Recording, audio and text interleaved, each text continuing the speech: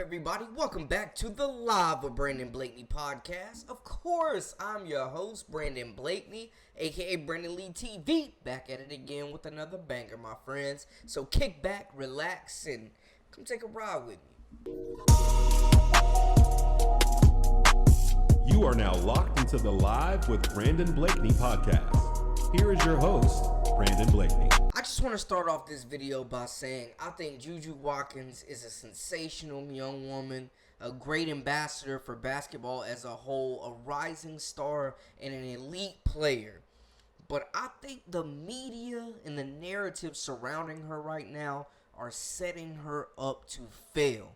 The expectations are just becoming unrealistic and unfair right now. Will she grow into that? Yes. But comparing her to Michael Jordan, comparing her to Caitlin Clark is a detriment to her.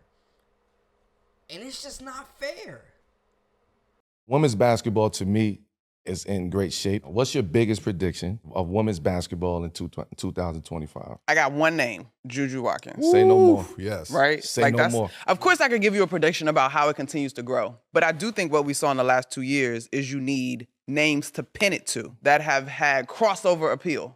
Juju's that girl. USC is in the new Big Ten. She's literally going to be playing ball all around the country. And we can maybe have this conversation in April, but let's see what that looks like in terms of being able to stir up the frenzy that we had that frankly carried Caitlin into this season. Caitlin had a fantastic year, rookie of the year, exceeded expectations. I think Juju has the potential to do the same thing when she gets to the pros, but if we could get that energy going from the college basketball ranks into the W season, I think it's only up. I feel like anybody who's watched Juju Watkins hoop, like, Man, she's so cold. She's Maya Moore. Like, Very Maya Moore-esque. super, bro. her mid-game package It's is just elite. easy. Crazy. Her footwork is elite. I seen a lot of memes online, and they said Caitlin and Angel Reese were Magic and Bird, and then Juju's gonna be Jordan. That comes in. Yeah, because she interesting. got I like a that. different type of game. Yeah. She has a killer game. Like, it is no, you in front of me, I'm trying to eat. Like, Yeah. Yeah. get out my way. Caitlin had a different type of killer. You know, she'll pick you apart. She'll shoot your lights off from half court. Like, she can pass. Juju is one-on-one. It's nothing she get can't do. downhill, get to her Yes. package,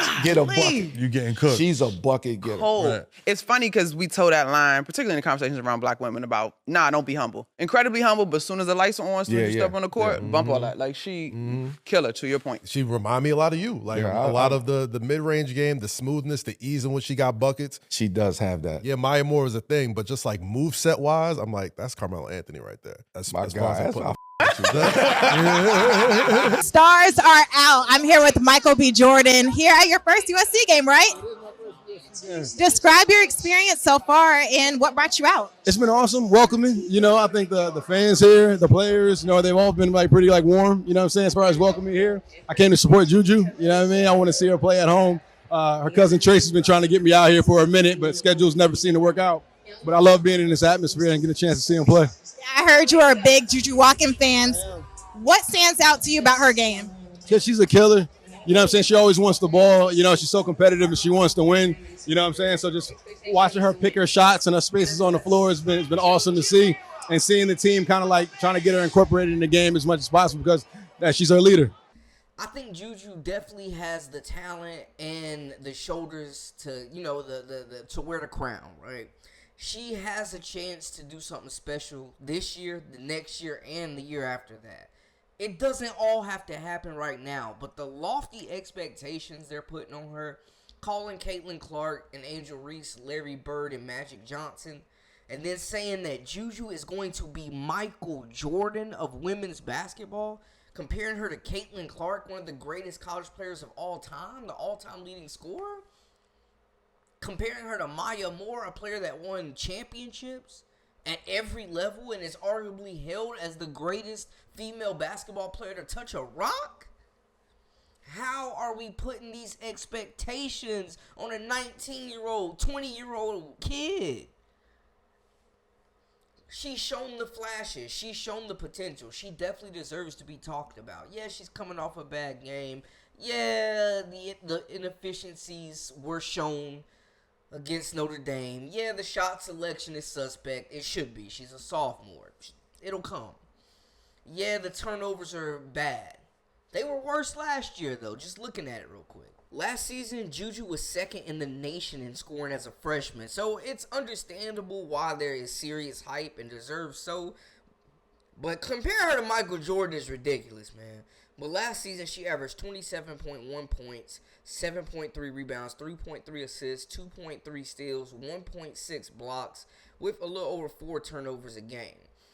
She is a sensational two-way player, though, and I think that needs to be talked about more. Her defensive prowess as well. This season, the scoring is down, but she's playing with a lot more talent. There's a lot more mouths to feed than last year. This season, she's averaging 22 points, 6.2 rebounds, 4.8 assists, which is up from last year, 3.4 steals, which needs to be talked about, and 2.6 blocks per game.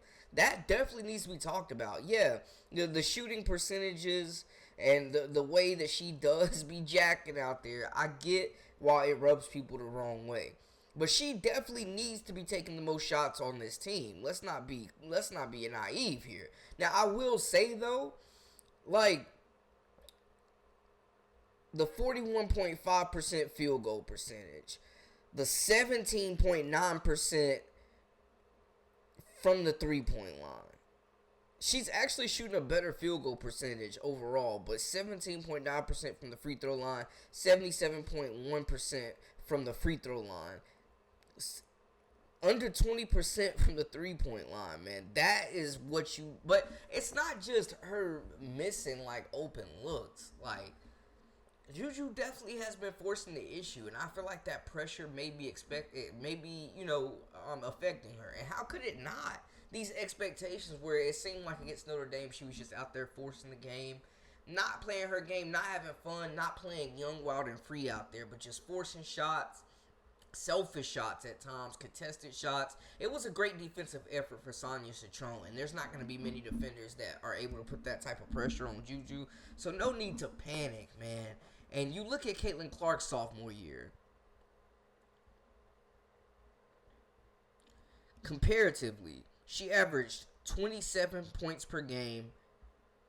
She also averaged 4.8 turnovers, though, but she is a point guard. But Juju is the primary ball handler for the Trojans right now. She also averaged 8 assists and 8 total rebounds. Now, Caitlin was nowhere near the defender that Juju was. If you're going to compare them straight up, Caitlin, they're two totally different players, first off.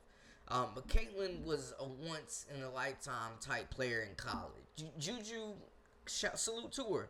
First to 1,000 points in the quickest amount of games. She's breaking records already. She may break that scoring record. She's got a chance. But comparing her to Caitlin Clark, let's just let Juju be Juju. Let's let Caitlin be great. Let's let Juju be great. Yes, she got the State Farm commercial. Both State Farm ambassadors. Both game changers on the court. Both elite scorers. I think Caitlin was a bit more efficient, but that's understandable. Caitlin did what she did her first 2 years, and nobody was really watching. It didn't really all click until her junior year when everything blew up.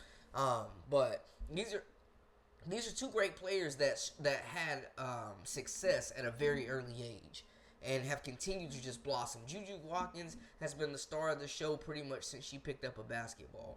And I think right now, she needs to just be more efficient, trust her teammates a little bit more, and close out the outside noise and just play basketball. But these expectations that are being put on her are so unrealistic. It's not cool. It's a detriment to her. It sucks because it's all this pressure, and it's making people attack her. I think attack her character, attack her on the court, really micromanage her game, and really criticize her under a microscope because she's being compared to these all-time greats. And we're thinking of these greats when they were finished products. We're not thinking of them when they were 19 years old. It's just, it's not fair. It's unrealistic, and it needs to calm down. In time, I think Juju will definitely be the best player in college basketball. Right now, I don't think that's the case. And that's no shade. That's just real spill. Hannah Hidalgo came in there and snatched her chain straight up. It felt personal because she wanted that Freshman of the Year award that Juju won. And in any other class, she probably would have won it. But I think we just need to let Juju be Juju. Let her play her game. Let her develop. Let her mature. Let her game come together. Let her battle through the mistakes and fight through the turnovers. And get her some help, man. Where is the point guard play here? Because it's been non-existent. She should not be your primary ball handler. Get her off ball. Let her get buckets. Let her play make when she sees fit. Let her continue to rebound. And let her continue to be a force on the defensive side. So we talk about the shot selection, but we're not talking about what a great defender she is. She's out there throwing into the stands. She's out there getting steals. She's out there matching up on players bigger than her. She's guarding the post at times. She's on the wing. She's long. All the tools are there. The skills are there. And the praise is definitely warranted. But these unrealistic expectations, comparing her to Jordan, who was averaging a 30 ball for his career, like, these aren't realistic. You're comparing her to the greatest of the great. And yeah, it's a little bit of praise, and that's cool. But let's let Juju be Juju, man. And I just want her to continue to flourish and become the great person that she's already striving to be. Y'all let me know how y'all feel in the comments. Talk to me. That's a wrap for us. For all the latest and the greatest, I am Brandon Blakeney, a.k.a. Brandon Lee TV. This is the Live with Brandon Blakeney podcast. Until next time, we out.